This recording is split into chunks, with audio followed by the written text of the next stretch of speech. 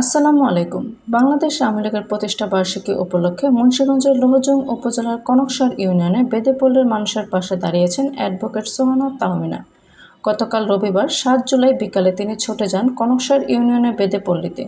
এ সময় তিনি নিজস্ব অর্থায়নে বেদেপল্লীতে বসবাসকারী ১০০ পরিবারের মাঝে শাড়ি কাপড় ও অন্যান্য বস্ত্র বিতরণ করেন। পাশাপাশি তিনি বেদেপল্লীতে বসবাসকারী মানুষগুলোর জীবনযাত্রার নানা বিষয়ে খোঁজখবর নেন।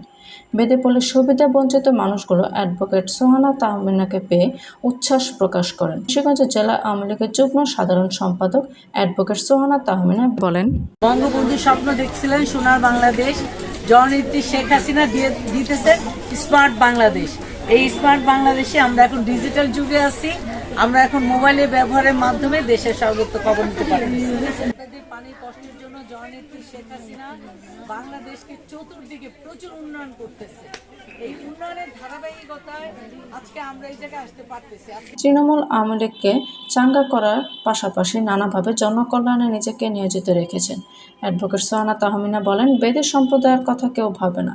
সমাজের সবচেয়ে বেশি অবহেলিত সম্প্রদায় তারা, সেদিকে লক্ষ্য রেখে আমি তাদের পাশে দাঁড়িয়েছি। এমনই নিত্য নতুন সকল খবর সবার আগে পেতে অভিযাত্রা চ্যানেলটি সাবস্ক্রাইব করে পাশে থাকা বেল আইকনটি ক্লিক করে আমাদের সাথেই থাকুন। ধন্যবাদ।